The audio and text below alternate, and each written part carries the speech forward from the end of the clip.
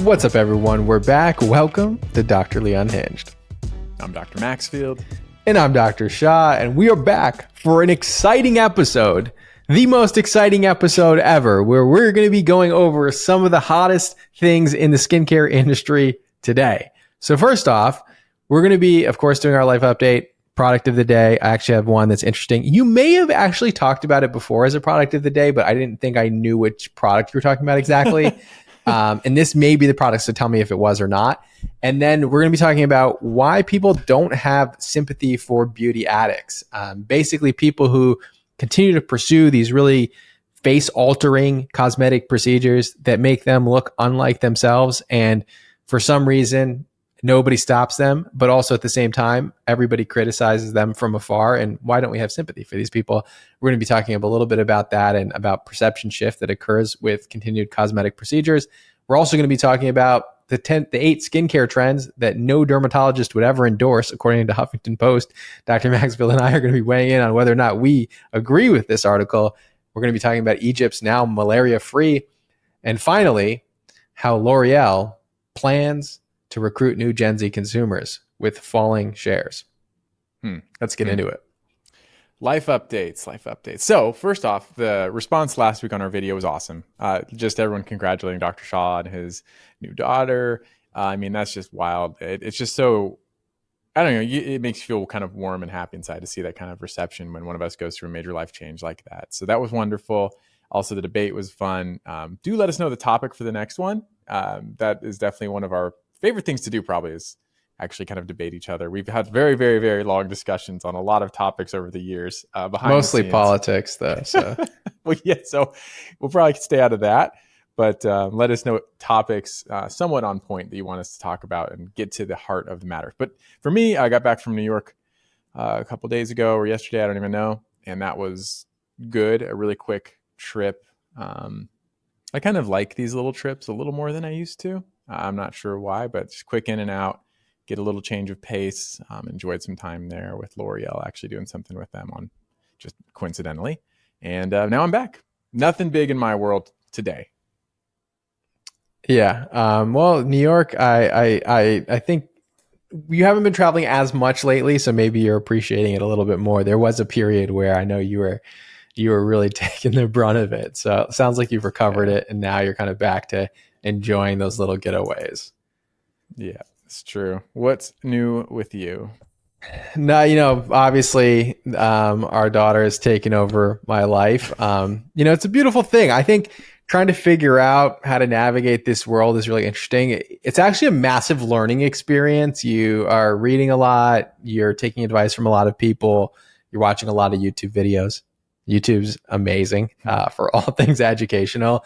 And the interesting thing about raising kids or having a child is that it's one of the few things where like everyone has an opinion about it. And I don't know if you experienced this too, Dr. Maxfield, but half of the, a lot of people have children, obviously, and everyone has sort of their opinion on things to do the right way, the wrong way. Oh, try this.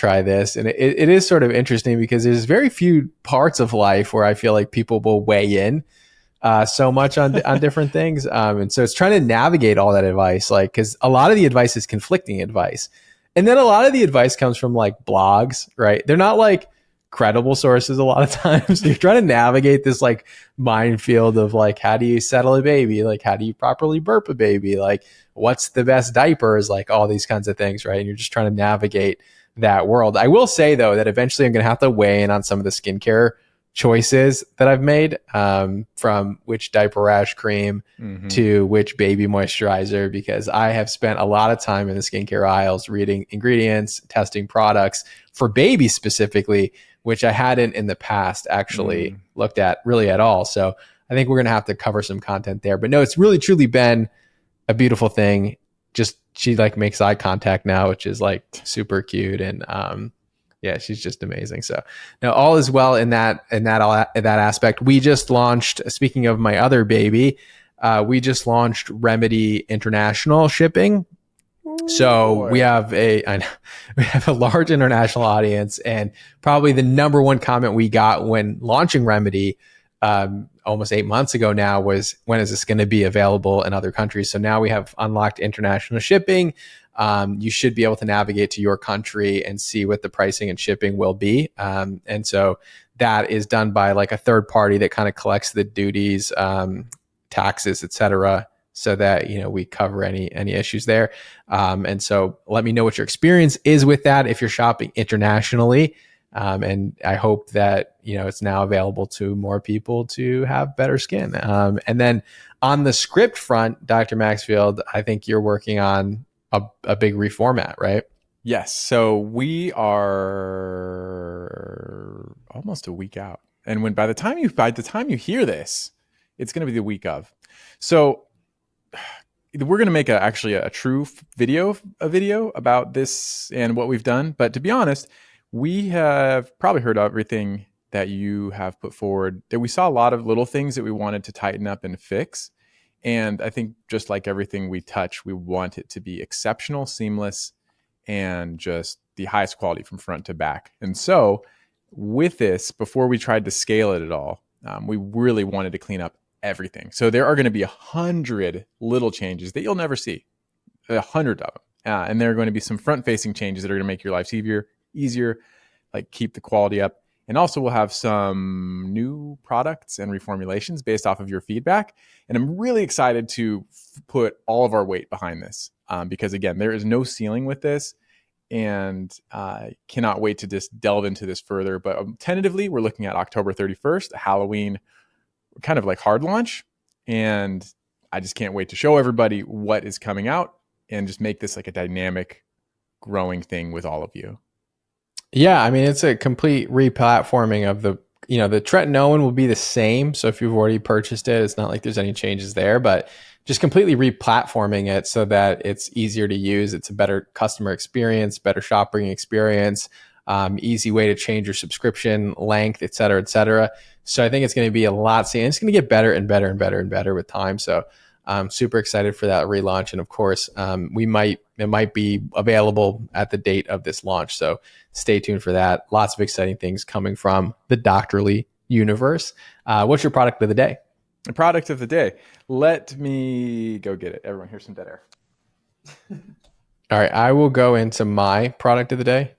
And I knew exactly where it was. Oh, the backup version of it. I had it on my desk, but my shooting room is getting painted, and we're painting it officially and cleaning it, so it's gone now. The other one. So, but this is from Metatherapy. It is their retinal skin booster. So with Centella asiatica, niacinamide, the serum. So I actually have I also have this rice water line I got that I really like. But this very lightweight. For those of you who can see it. Lightweight retinal product. But I love the green tea anchor. I love the niacinamide anchor. It's just very soothing. It's like very simple. Aesthetically, it's really good. So if you're looking for a lightweight retinol, a little bit of a boost up from retinol, love this one. Okay. All right. How does it compare retinol texture wise to Remedy for Healthy Aging? Very, very, very, very. Well, I was gonna say very, very different. This is pretty lightweight. This is a very watery serum. If you put this in a dropper, you wouldn't be surprised. It would come out of a dropper just fine. So very lightweight. Interesting. Almost so like completely different texture. Okay. All right. Cool.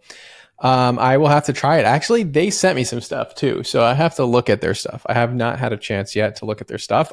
Tell me if this was the product you had mentioned before, because we've talked about the snail mucin serum, but have we talked about their all-in-one cream? I don't think so. No, I don't think here. This is super underrated. Okay, so this is one of those things where you have it and you're like, stumble upon it accidentally. And this is a phenomenal product, okay? This is like a lightweight, they call it a cream, I'll call it a gel. And it's a gel cream. And it's like snail mucin, the serum, except it's because I would consider like this snail mucin Power Essence, like the popular one. That's the advanced snail mucin 96 Power Essence. I'm going to show you, if you're watching on YouTube, I'm going to show you the difference between these two so that you know we're all on the same page here when we're talking about these. So This is the snail mucin essence. This is the one that's like super viral. This is the one that everyone always talks about. When you're talking about snail mucin from CosRX, this is the product that we're talking about. Now, this is the product that I'm talking about. This is their cream. And I would say that the popular one, the essence, really is more like a hyaluronic acid serum than anything else, and is not meant to be like the only moisturizer you would use, but it's a hyaluronic acid serum. It's super hydrating. It's going to give you that glowy and dewy look. Now, this is actually truly a moisturizer, but it still has that snail mucin base. It really is just a phenomenal, phenomenal moisturizer. It's what I'm wearing right now. And it gives you more hydration, but it's really more of that gel hydration. So I think Dr. Max will actually love this product compared to a lot of other moisturizers out there. So this product is phenomenal. It's their Advanced Snail 92 all-in-one cream. I stumbled upon this accidentally, but I truly, truly love it. And it is just such a nice, silky, lightweight moisturizer. Rare find. A rare find.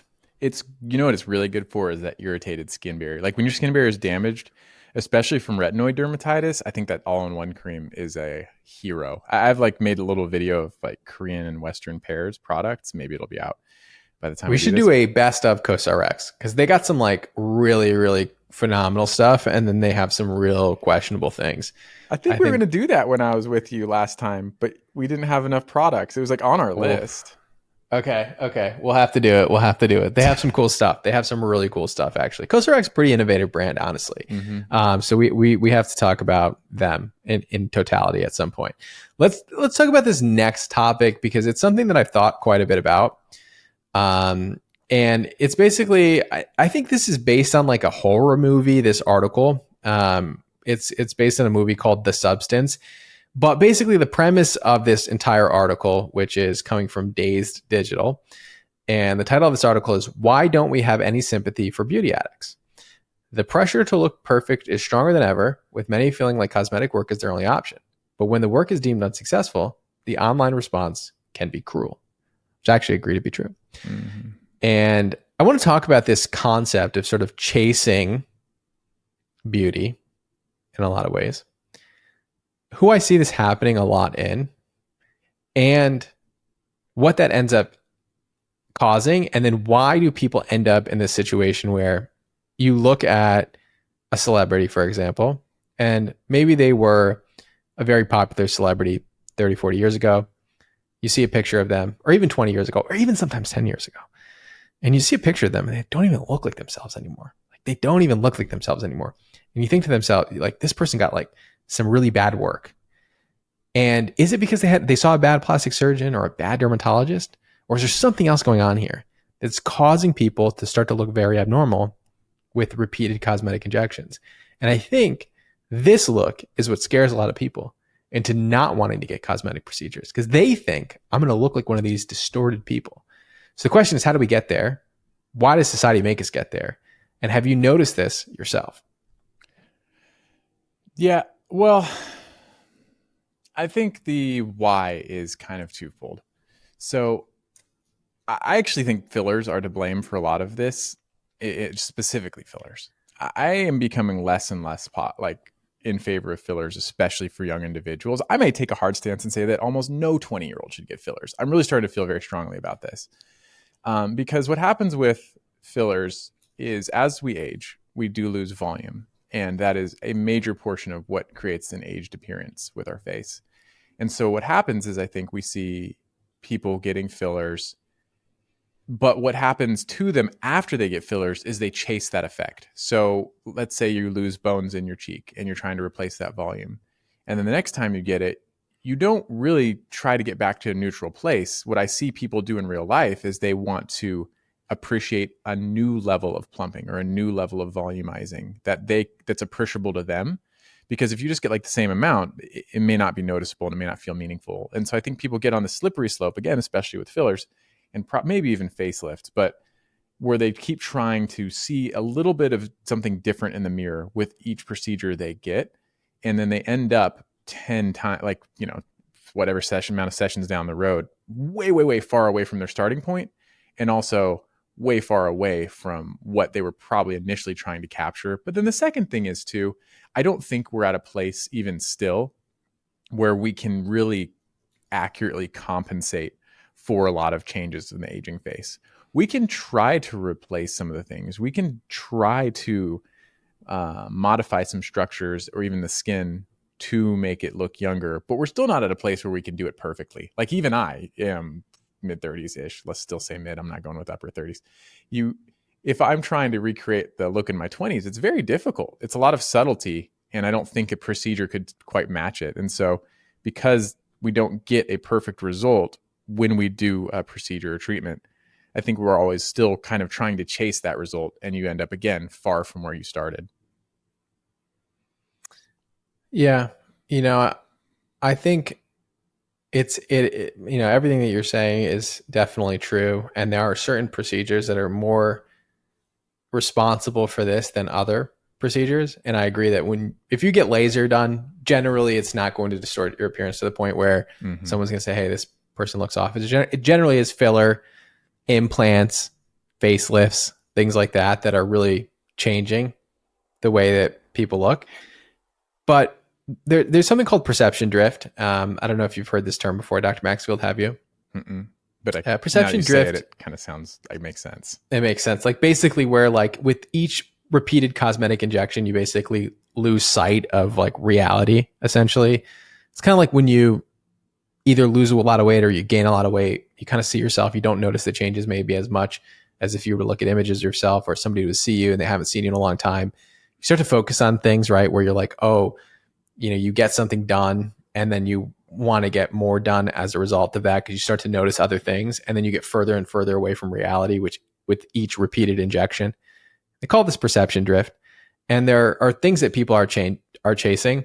And some people ascribe it to just being on social media all the time, seeing people that they are probably using a filter or using Facetune, and they're like, oh, I want to look like this person. Or maybe even they're using filters themselves and are like, I want to look like how I look like with the filter. And that's kind of what they propose here in some of the literature. And this is what they propose in some of the dermatology conferences I've been to.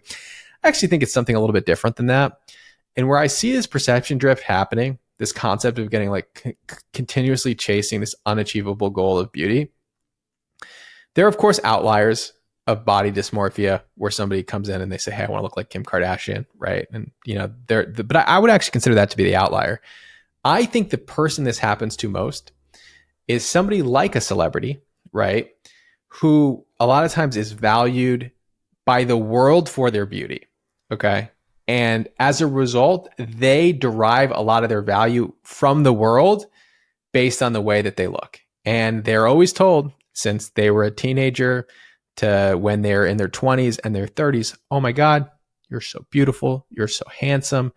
And they get cast in these lead roles because of their appearance, right? And sure, they have tons of other talent, acting and being a singer or a dancer. Like these are not easy things, right? These are very difficult. Actually, acting is an incredibly difficult thing to do.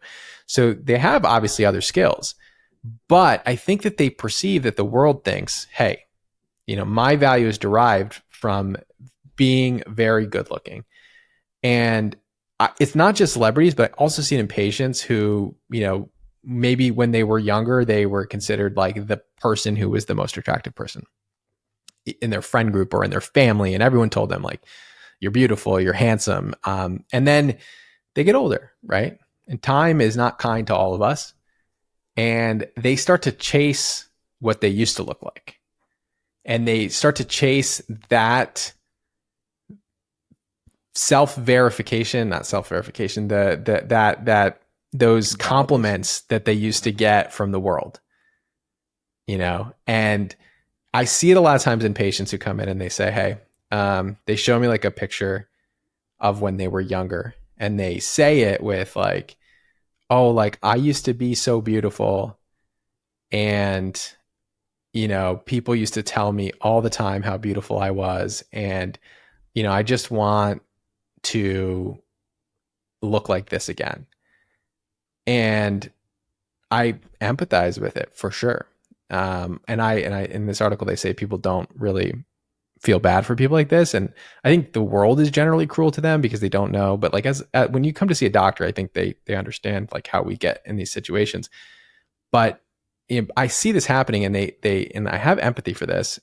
But the thing is that they're chasing, and they've already gotten so much stuff done to the point where a lot of these people already look slightly distorted, but they're still chasing that validation that they used to get. And I think part of it is because a lot of who they've defined themselves on from very young age to then into late adulthood and then even into 70s and 80s and beyond, they're still chasing that compliments that they got when they were younger, and they will do anything to have that again.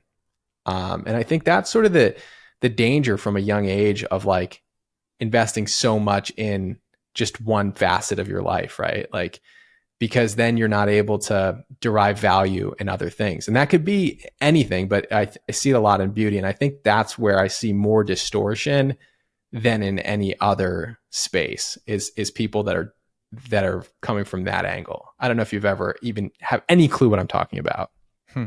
No, I think you're right. You know what? You've kind of opened a door in my mind. I mean, you know what we don't do well as a society is allow for these and encourage these role shifts throughout life. And by that, I mean, you know, at one point we were, most of us, like very healthy, vibrant 17-year-olds where like we didn't have any physical issues. That's a lot of people. That's the majority of people at that age group. And then we go into adulthood, and then we transition into having a lot of responsibilities, less freedom responsibilities. And then we go from there, from trying to build this world that revolves around us into parenthood.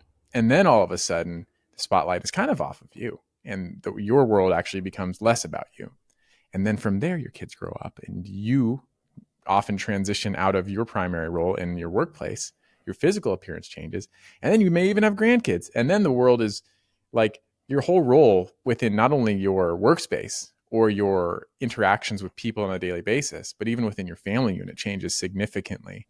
And I think that lends into how people try to recreate and recapture perhaps what they felt was their defining not feature. I mean, it is their feature, but their defining role in their early age, and they try to hold on to that as long as possible. And I don't blame them at all. I think that's natural and normal. But now, because of all of the technology and procedures available, there's much more of an outlet to try to recapture that.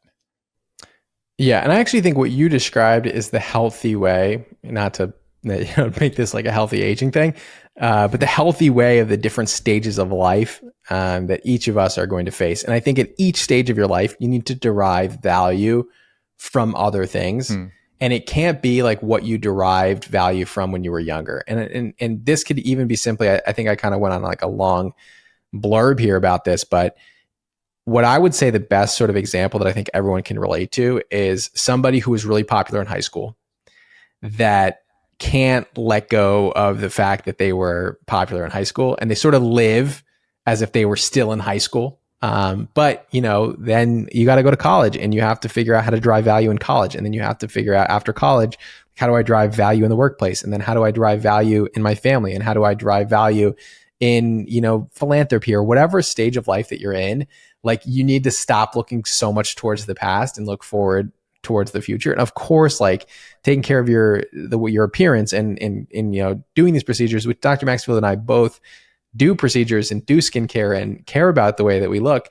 And so we're not like immune to this in any way, but I do think that like you need to sort of move on from the past in a lot of ways and derive value in a healthy way at the new stages of your life. Because if you hang on too much to what defined you before, then it can become extremely problematic as you get older. And then you can chase these things that are just truly unachievable with time.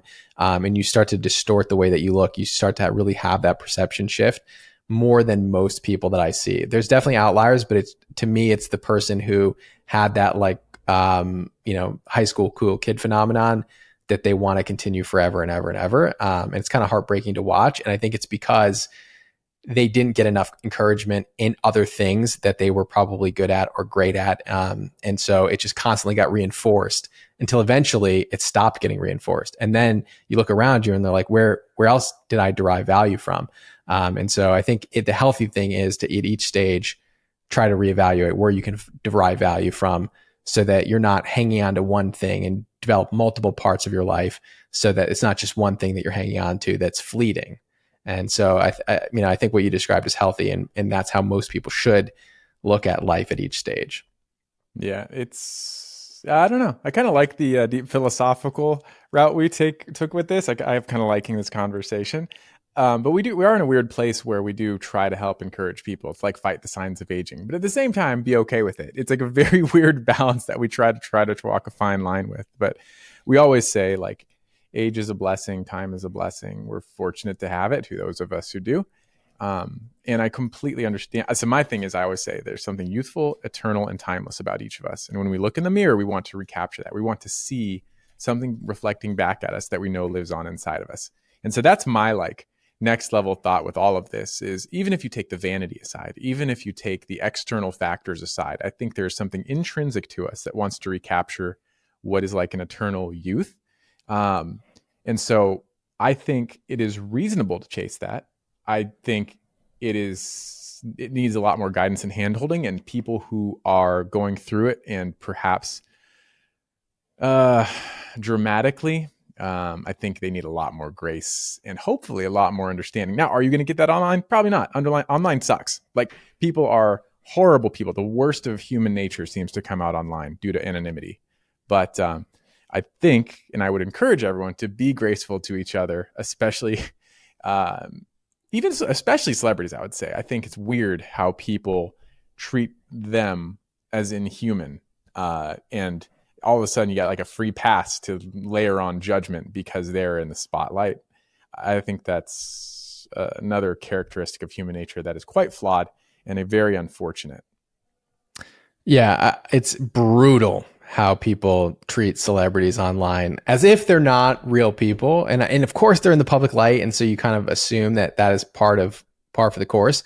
But for example, like we had talked about this again in the past, like Chadwick Boseman, going through cancer, losing a lot of weight. Everyone's like, "Oh, you're on drugs. You look terrible. You're emaciated," and he's chemotherapy, stage 4 cancer, and people are just judging him based on the way that he looks. And he's probably like in a hospital bed somewhere, reading the comments, like as if these people don't read the comments or see the headlines, like they definitely do, right?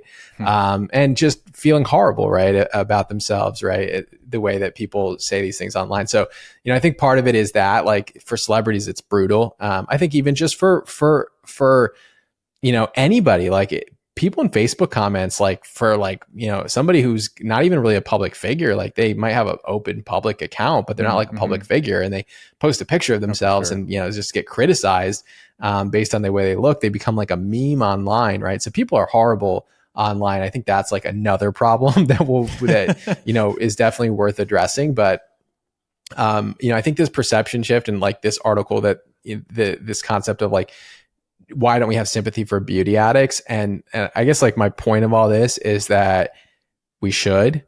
And it's easy to look at these people and be like, how did you get here? Or like even, a Michael Jackson phenomenon, right? Where, with time, you just get that. That's a good example of perception drift. With time, you just, but there are so many small decisions that lead to that. And there's so many external pressures, and it goes all the way back from, in my opinion, from when you're young and what people validated you for, that lead to the decisions that you make today. And so we should have sympathy for these people, because it's not actually just like purely vanity, and it's not just purely, just, oh, I got one bad procedure and this happened. It's like a lot of series of several decisions and several life influences that lead people to get to this point. And these people need help, and they need people to be real with them, including the people that are doing these procedures to them. Those are the people that really should be saying, hey, like, I really think that you should see a psychiatrist, or you should not get this done, or here's some pictures of what you look like before and what you look like now. And we're starting to move further away, like having serious discussions with their patients about it. But I do think if you're somebody who's listening to this and you see somebody online and it's a celebrity, or even just a friend that you remember from high school, and you're thinking to yourselves, like, it's really easy to criticize these people, just know that you should have empathy and sympathy for these people, because they've made these decisions for reasons oftentimes beyond them. Mm-hmm. Well, we'll leave that there and dive into the next topic. The worst TikTok skin trends that dermatologists would never endorse. Let's start with the first one. I'll bet we find a dermatologist who's endorsed one of these. I bet For you will each find topic. several online dermatologists that have endorsed these. The morning shed. Do you endorse it or not? Walk us through it. So the morning shed, I think we've talked about We did before. talk This is about when you this, use yeah. like a ton of skincare products at night and then you basically like peel them off. So it's like doing 100 steps, usually hydration steps with like sheet masks. And it's kind of like the everything shower, but it's like the everything night routine. And then you take all that off in the morning. And so that you kind of have like what they call the morning shed. So we've talked about it before. What are your thoughts? I don't remember where we fell on this before, but the way you described it, I'm not against it. But the reason is, so they talk about this in the article that yes, using too much products in the evening, it can be irritating, right? So if you're using too much irritating ingredients, then it's a problem all at one time. However, this can be done the right way. So already you're finding an online derm who supports it. This can be done the right way. Because I remember we talked and I said, my morning routine is heavy. Your nighttime routine is heavy. It just fits with our lifestyles and personalities. If you want to utilize those 8 hours you're sleeping overnight, layer up with sheet mask soothing ingredients and a couple functional ingredients, I have no problem with that. That's functionally fine. And you can complement it with something skimpy in the morning. That's acceptable. So I don't have a strong opinion on this one. I think it can be done the right way. And there we go. I semi support it if you change how it's done. Right, 100%. So this comes down to like being deliberate, right? What are you using at night? Like, are you slugging and using a bunch of hydrating things and putting on some eye masks? And you did an everything shower and like that's fine, right? It's like when you layer multiple irritating things, of course not, right? So I would say this is one that the morning shed, depending on how it's done, could be endorsed by a dermatologist. So I wouldn't say that's like completely out. The next one is using beef tallow as a moisturizer. Now, the funny thing about this one, so using beef tallow as a moisturizer. I didn't even just realize that I'm tagged here. Exactly. Who did they reference here? It's you. Okay, so hang on a second. Hang on a second. I didn't even realize that we pulled an article where I'm somehow quoted because I was not quoted for this article. They pulled this quote from another article, and I'm trying to see like where this even links out to. You're in the next one too. Where do they? Wait, no, I'm linked out on both of these. You're on number 3. I'm not sure you're actually quoted successfully on 3. I think 3 needs a little context. Oh wait, is that 3 or 4? 4. You're in 4, and I think you'll need a little context on 4. I'm not sure you disagree with this one, but I don't remember when I like. Where did I say this? Did I do this interview at some point? Hang on a second. hang on a second. I feel bad now because I feel like I did this interview. Oh, okay. I did do this interview. Hang on a second. But this interview, I did it back in August. So I don't know why it's being posted now. So hang on a second. I looked at the editor to see, but I did do this interview, so I'm guilty of this. So okay, let's get into that. I guess whatever I said is true. Which is basically with beef tallow, it doesn't smell great, and there's no benefits over a traditional moisturizer. That's true. But would I say that never use it? I would say probably not, but it's something that I don't necessarily endorse. Yeah, I think this is like a wildly unaesthetic, unfunctional trend that's leaning on creating a conspiracy theory against every other ingredient. So we're getting that Vizio from you, right? And I'm going to beef tallow it up and see what happens. Hopefully no one beats me to it, but I think we're actually going to get that this week. So this trend, I cannot imagine it has staying power. There is nothing pleasant about it, in my opinion. And I think this will be in and out. I think 2025, it'll be just a history. And I don't know. I'm not a fan, but it's not horrible. It's just, it doesn't do anything positive. Right.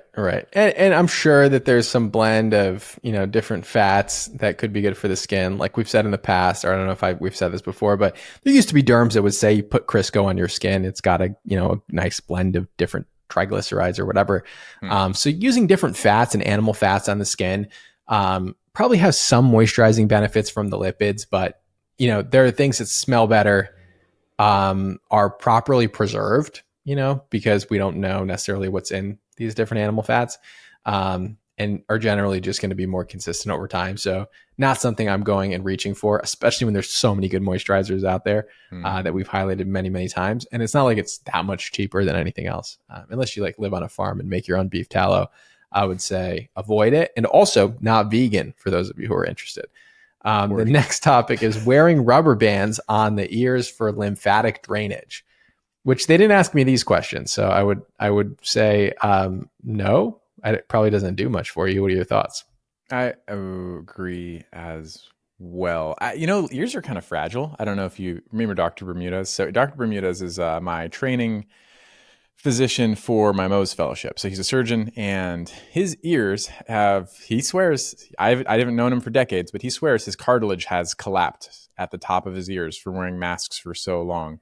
And if you flick his ear, it's like fabric. It's kind of wild. And now I think the same thing is happening to me. So I actually very specifically wear my glasses and then loop the masks over the actual glasses. So the thing brought up here is that it could lead to cauliflower ear, some other things damage the ears. I do think it would actually damage your ears over time from a structural standpoint if you wore rubber bands around them every night, depending on the tension. I actually think this one could be a problem if you actually Yeah, stuck they with it. mentioned in the article that whoever the doctor is, they quoted here, not me, to be clear on this one, that they said it would compromise blood flow and could lead to cauliflower ear, which I disagree with. I disagree too. Cauliflower ear is usually due to like rupture of blood vessels in the ear on the cartilage, upper ear cartilage, that leads to a hematoma, and that hematoma leads to scarring if it's not treated rapidly. So that's what you see with MMA fighters, boxers, wrestlers, etc.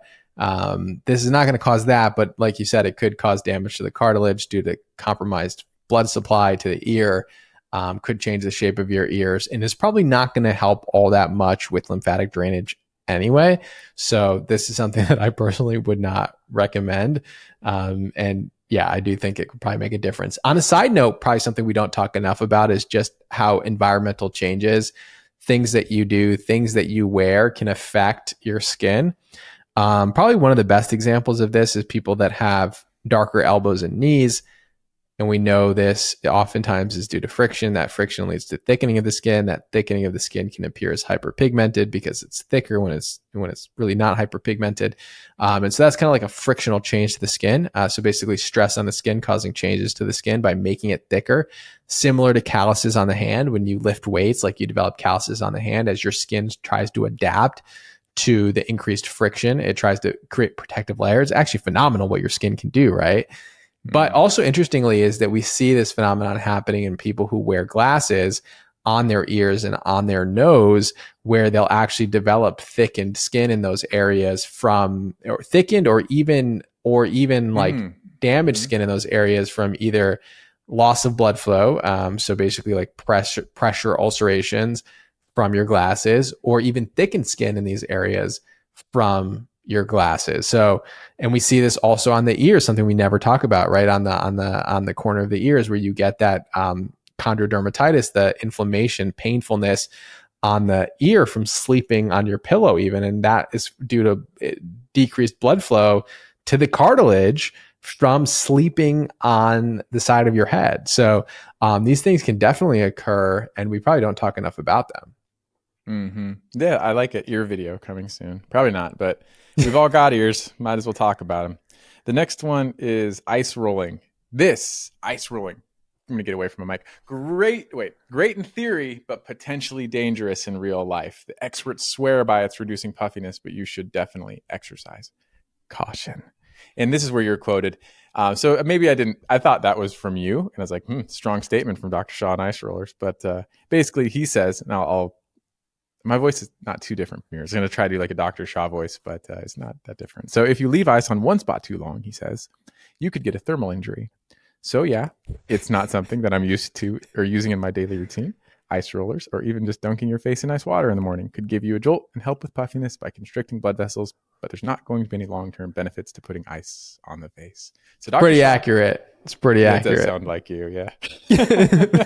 I'm pretty cavalier, nonchalant during these interviews. But yeah, I stand by that statement, by the way. And these are good quotes from you, by the way. Thank you. Thank you to our friends here at the Huffington Post, Katie McPherson, for the quotes. All right, next up is contouring with sunscreen. Wait, I didn't get my ice thing. Oh, I like you have it. something on ice. You like ice? No, I don't hate it. I like the cold thing in the morning thing. Mm-hmm. I do think it can give you like that, like depuffing effect for sure. You were quoted to say that, so I know you. Yeah, you were. So I don't know. I don't hate ice rollers, to be honest. I think if it hurts, you should probably move on from that spot. But I don't mind a cold cucumber to the face. I don't mind like the L'Oreal ice roller under the eyes. I don't mind the little globy things out of the fridge. I don't know. It's not a hard pass, and per the title of the thing, I would never endorse this. I wouldn't never endorse this. Is that enough knots? But yeah, I think it's okay. I think it's acceptable, but not, like you said, not meaningfully impactful by any means. Right. I would say not a hard no, which also onto the next one is contouring with sunscreen. And I think I might have talked about this before, but what is contouring with sunscreen? It's basically when someone says, hey, for those of you who do makeup, you'll understand contouring is the act of like putting makeup on in a way that can kind of change the appearance of your face in a way, by creating like different, what looks like shadowing. It can change the shape of your nose. It can change the contouring of your cheeks to give you kind of like a more chiseled teardrop appearance of the face.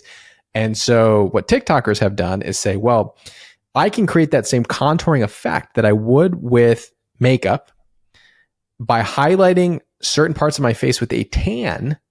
I can create that contour effect. And that contour effect is going to give me that sort of permanent makeup look. And by putting sunscreen on certain parts of the face, and putting actually more sunscreen on other parts of the face, that's where they create the contouring effect. And that's the videos that I've seen. It's not that they just use sunscreen in certain parts of the area and not others. They put like an SPF 30 in one part and an SPF 50 in another, or they put 2 layers of sunscreen in one area and only 1 layer of sunscreen in one area, so that one area gets more tan than the other, and it creates that contouring effect. So what are your thoughts on that? You're trying too hard. Not you, but they.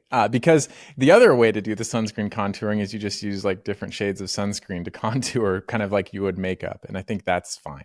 I think that's fine because you're getting relatively adequate protection.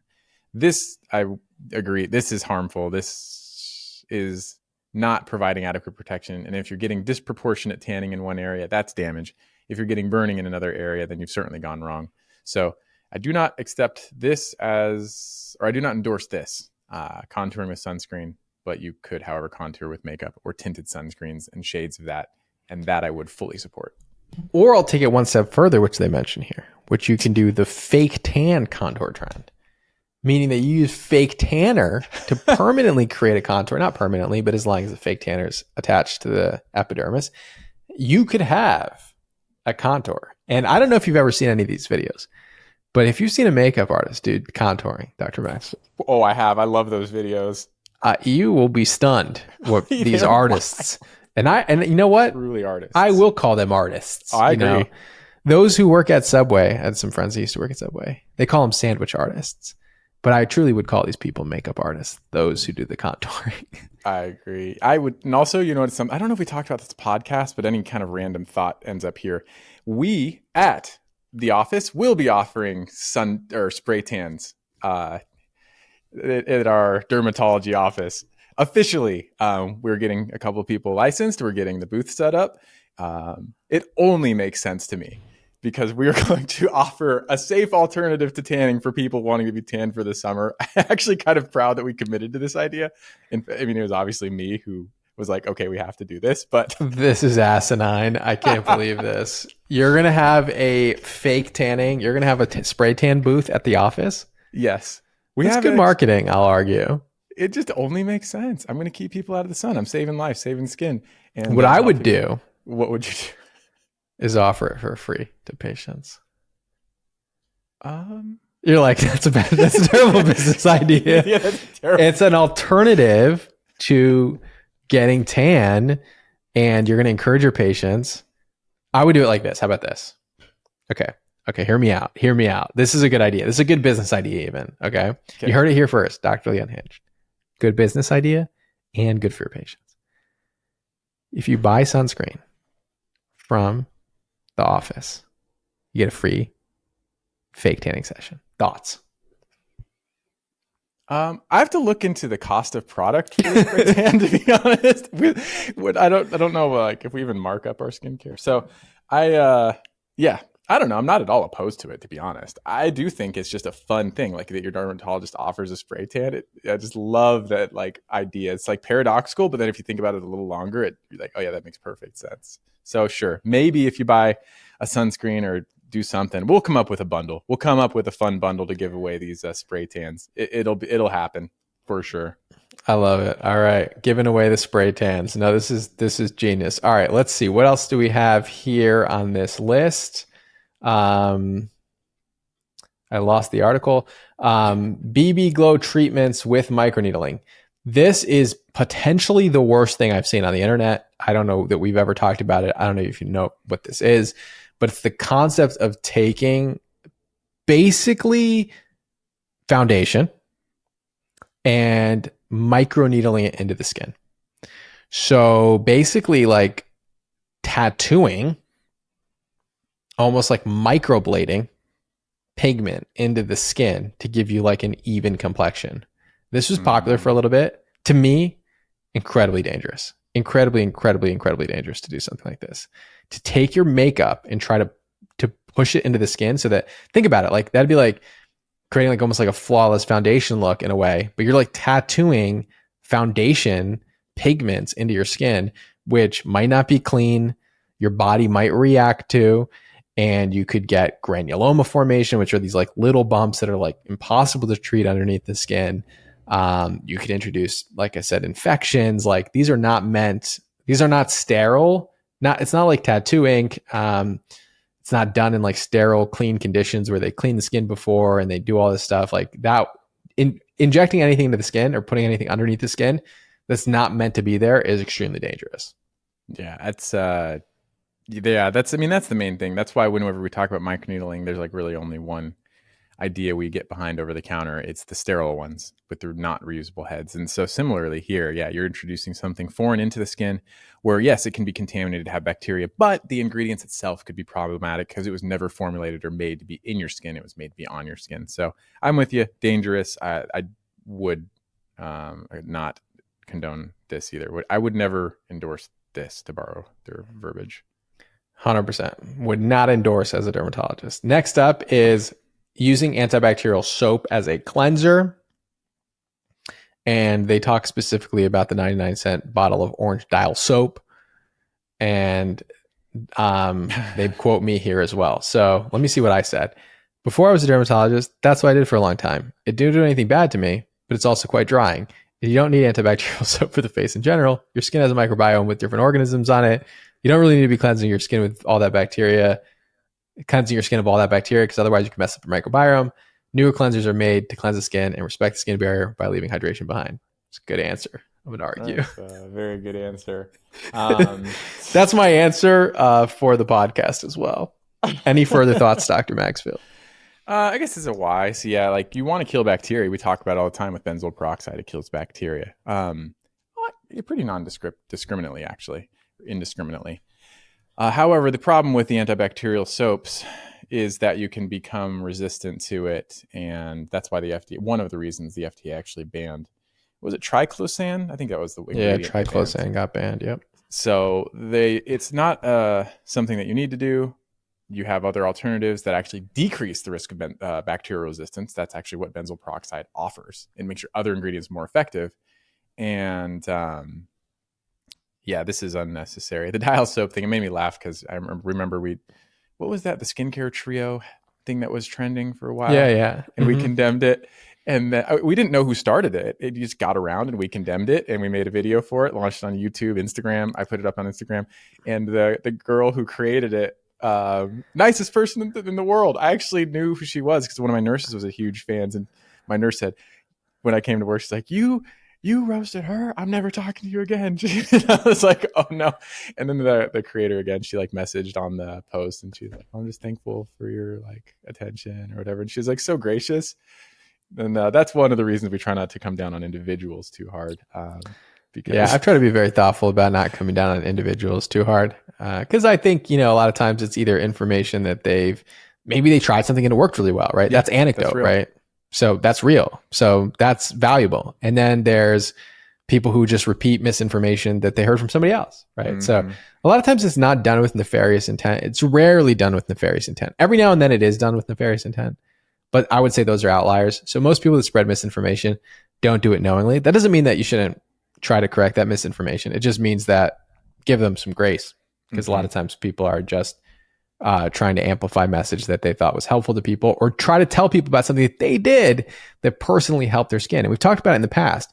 That trend of using those 3 skincare products to help their skin a lot of times did help a lot of people, because they cut back on the 20-step skincare routines that were harming their skin barrier. And so maybe those weren't the right 3 products, but ultimately simplifying your routine can make a big difference for people. So it is something. And then antibacterial soaps, like, yeah, you don't want to just annihilate your microbiome for no reason. We've talked about this in the sense of, with benzoyl peroxide, I wouldn't use benzoyl peroxide unless I had acne. And I wouldn't use Mm-hmm. hypochlorous acid unless I had a good reason to do that as well.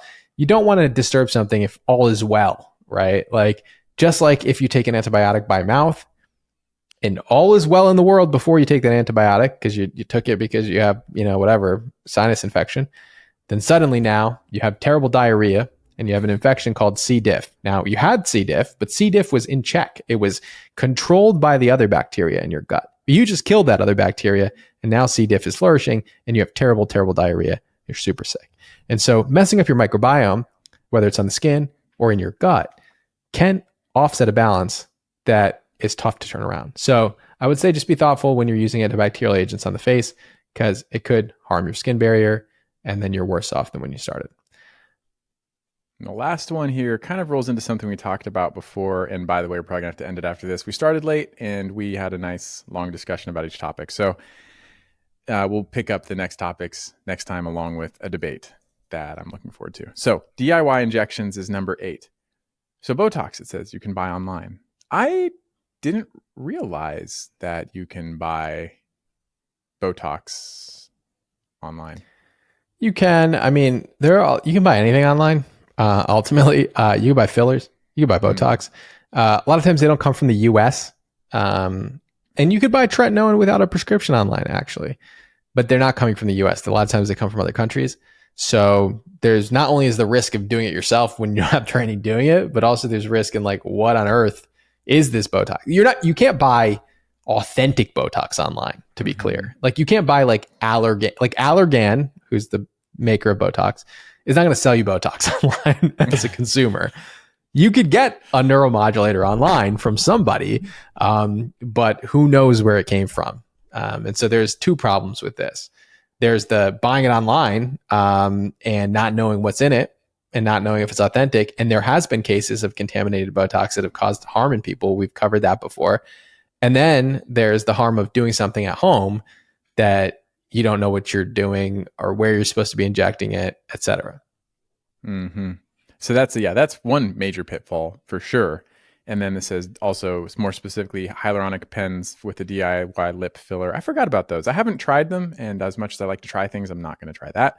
But you can, inject that into your lips. So huge problems here. I think people underestimate the dangers of self-injections, which is why we very cautiously over years warmed up to the idea of even the micro stamping, like I talked about with the sterile heads, because when you get things that you're injecting into your skin that are unsanitary, they are not made to be under the skin, or they are contaminated, or you're introducing things through the skin because you're just doing it at home, which we're all people, I get it. But it can be catastrophic. You can get very significant infections, very serious infections. We have historically seen a lot of Kodachromes or pictures from people with silicone injections that become completely disfiguring, just permanently disfiguring. And so it's not a small risk that something goes wrong.